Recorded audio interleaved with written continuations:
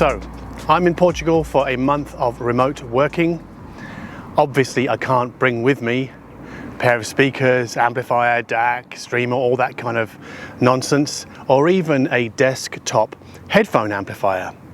I brought with me a whole range of earphones, mainly IEMs, and one pair of over-ear closed-back headphones. On the plane, I use my Sony noise cancellers, basically because they're just much easier to reach and to tap the side if I want to talk to a flight attendant, just much easier to move in and out, and obviously they're much better at cancelling the cabin noise. But out here in the streets of Setúbal, which is basically about 30 miles south of Lisbon, we're on the water. You can see the bay behind me. There's a big wharf behind me as well. So around this town, I've been using high-end in-ear monitors, wired IEMs. Powering those, I did not bring any portable players with me, but I did bring with me two phones, an iPhone 13 mini and a Google Pixel 6 to use interchangeably as my media player. I'm using streaming, so I'm using Spotify, Tidal, but mainly Plex. So I have a server, a Plex server, running in my apartment back in Berlin. And I can access that remotely with the Plexamp app and stream and download files from my Plexamp server whilst I'm out and about here in Portugal. I can offline them if I want. I can stream them in FLAC or lossy. I can download in FLAC or lossy. Next question then, how do I get the sound out of the phone and then into a pair of wired IEMs? I brought with me the Chord Mojo 2 portable DAC. It's about the size of an enlarged matchbox. It's fairly substantial. It's pretty weighty. It is battery powered, so it will suck nothing from those phones. On the back of my Pixel 6, I put a rather large Mojo 2 sized Velcro pad and then one on the underside of the Mojo 2 itself, so I could stick them together temporarily. So then I have this sort of 2-pack, which is pocketable. Because the weather here isn't crazy hot, I'm using, fairly substantial coats. The coats generally have large pockets, so I can put the Pixel 6 paired with the Mojo 2 into a pocket pretty easily. Some people will be wanting to know, do I have any issues running USB audio out of the Google Pixel 6 into the Mojo 2? The answer is a flat no. No, I don't know why. Some people have complained about this. I know that there is a fix in the works from Google that's scheduled for July. But I have no issues. Maybe it's because the Mojo 2 is self-powered. Maybe it's because of that, I don't know. But I have the two sandwiched together temporarily using Velcro. And then connecting them is a short USB-C to USB-C cable. One of the reasons I'm doing this now, and I didn't do it with the original Mojo, is because the original Mojo's data input was micro USB, and I never found that very stable. And that means it doesn't stay in very easily. It's easy to bump it out.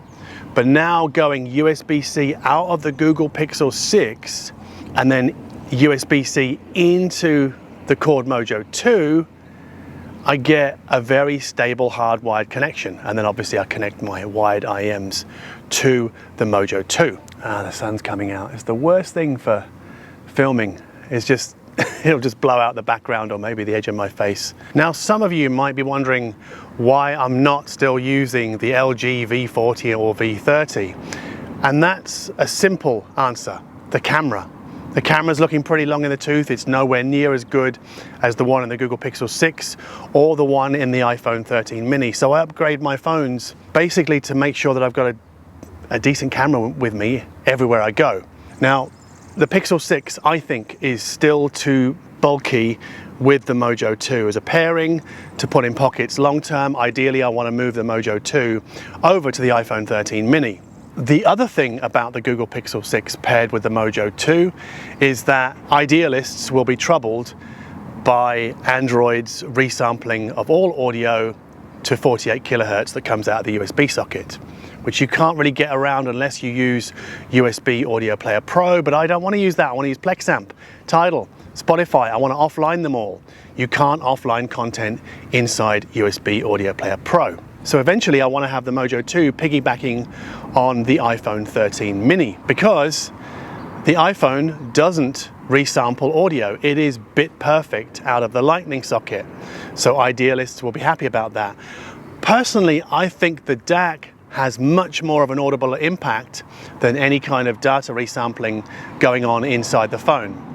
So a Mojo 2 with the Google Pixel 6 will sound better than pretty much any other dongle DAC paired with an iPhone, because the hardware matters more than what's going on with the resampling. I did buy a couple of very short Lightning to USB-C cables to connect the iPhone to the Mojo 2, but there's a problem.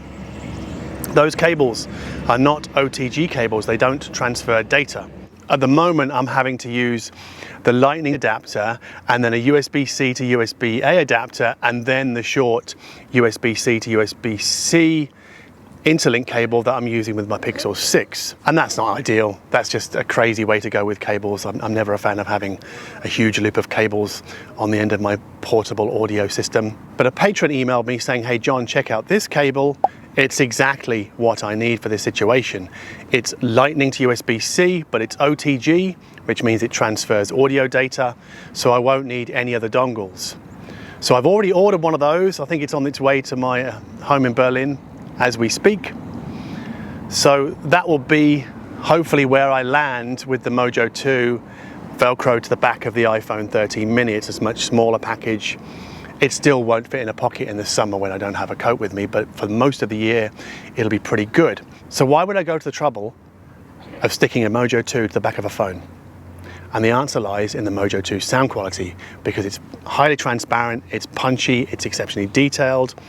With the Mojo 2's EQ feature, I can tune it if I want to, according to taste or according to the IEM's frequency response. I think we shouldn't get too hung up on frequency response, because there are other features, other audible qualities of transducers, so speakers and headphones and IEMs that we need to worry about, like detail retrieval, like dynamics.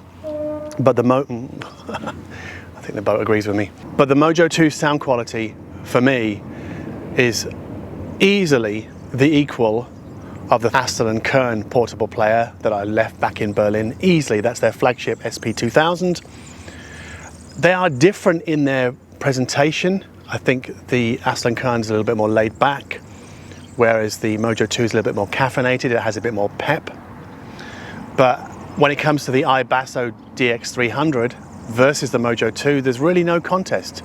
Apart from in the top end, the iBasso it just sounds beautiful up top. The Mojo 2 has a crisper, cleaner sound than the iBasso's sort of beautification. But really, I mean, the Mojo 2 sells for 500 bucks. That's 1/7 the price of the Astel & Kern. It's under half the price of the iBasso. Strapping it to a phone, I think, is where the smart money will go, especially those on a tighter budget. I know the people who love portable players will be up in arms about this, but I don't know of any portable player out there that can convincingly outpace the Mojo 2 strapped to a phone on sound quality.